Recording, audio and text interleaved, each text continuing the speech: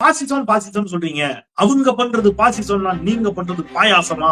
Sir இது ரொம்ப ஆபத்து. நீங்க திமுகவை எதிர்ப்பது அப்படின்னு முடிவு பண்ணிட்ட பொழுது அதை எதிர்ப்பதற்கான எல்லா நியாயங்களும் உங்களிடம் இருக்கின்றன. நீங்க எதிர்க்கலாம், தப்பே இல்லை. நீங்க அந்த பாசிசத்தை வந்து ரொம்ப டைல்யூட் பண்ணிட்டீங்க சார். எது பாசிசம்னு உங்களுக்கு தெரியுமா சார்? நீங்களும் பண்றது பாசிசம். நீங்க இந்த தமிழ்நாட்டு கட்சிகளை பார்த்து, குறிப்பாக திமுக பார்த்து சொன்னீங்களே, திமுக எந்த பள்ளிவாசலை இடிச்சது சார்? ஹசிபா என்ற ஒரு சிறுமி, ஒரு சின்ன குழந்தை, அந்த குழந்தையை பாலியல் வல்லுறவு செய்து கோவிலுக்குள் வைத்து பாலியல் வல்லுறவு செய்து படுகொலை செய்கிறார். அந்த குற்றவாளிகளை விடுதலை செய்ய வலியுறுத்தி பாரதிய ஜனதா கட்சியை சேர்ந்த அமைச்சர்கள் இந்த நாட்டினுடைய தேசிய கொடியை ஏந்தி பேரணி சென்றார்கள். அதன் பெயர் பாசிசம். தமிழ்நாட்டில் அப்படி யார் சார் பண்றா? 5 மாத கர்ப்பிணியை பாலியல் வல்லுறவு செய்து அவளுடைய கைகளில் இருந்த 3 வயது குழந்தையை வாங்கி பிட்டுங்கி தரையில் அடித்து படுகொலை செய்த கொட்டும் குற்றவாளிகளை சுதந்திர இந்தியாவின் 75வது சுதந்திர தினத்தன்று விடுதலை செய்து மகிழ்ந்ததே பாரதிய ஜனதா கட்சி. அதன் பெயர் பாசிசம். பாசிசத்தினுடைய வலியும் வேதனையும் என்னன்னு தெரியுமா? மணிப்பூர்ல 2 பெண்கள் நிர்வாணப்படுத்தப்பட்டு பொதுவெளியில் அழைத்து செல்லப்பட்டு கூட்டு பாலியல் வல்லுறவு செய்யப்பட்டு அதை வீடியோ எடுத்து ரசித்த கூட்டம். இந்த மாதிரி ஒரு நாளைக்கு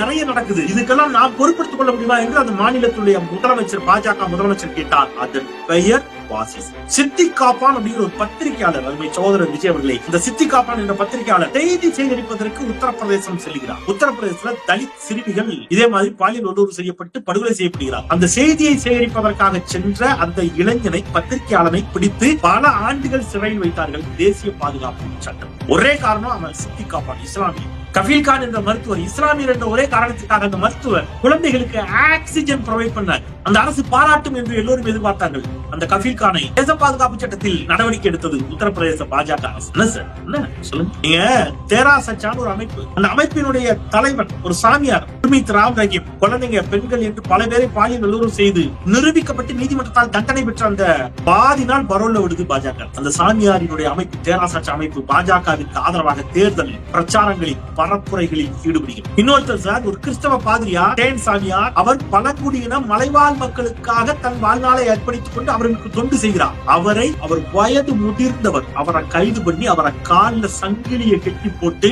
அவர் இறந்து போனார், ஆண்டு போனார். இதன் பெயர் பாசிசம். இதுக்கு பேர் பாசிசமா பாயாசமா? நீங்க சொல்லுங்க.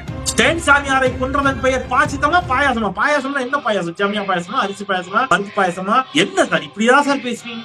97 பேர் சார், 97 பேர் உயிரோடு துடிக்க குஜராத் நரோடா பாண்டியாவில் படுகொலை செய்யப்படுகிறார்கள். ஒரே இடத்துல அந்த நரோடா பாண்டியாவில் அதே 97 பேர் படுகொலையில் A1 குற்றவாளிக்கு பரோல கொடுத்துட்டு அந்த A1 குற்றவாளியின் மகள் பாயல் குக்ரானிக்கு அதே நரோடா பாண்டியா தொகுதியில போட்டியிடுவதற்கு சீட்டு கொடுத்து அழகு பார்த்தது பாஜக. இதன் பேர் பாசிசமா?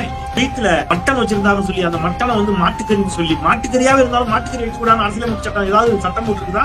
அக்களக்கு என்ற ஒருவரை அச்சிட்டே கொண்டார். இப்போ 1 மாசத்துக்கு முன்னாடி ஒருத்தவங்க துப்பாக்கியால் சுட்டுக் கொண்டுட்டான். ஐயோ அவன் முஸ்லீம் நினைச்சேன் அப்படின்னு அதுக்கப்புறம் அவன் கொன்னவன் பதறான். இது அதோட எவ்வளவு பெரிய குடும்பம் பாருங்க. பாசிசம் என்பது இதுதான்.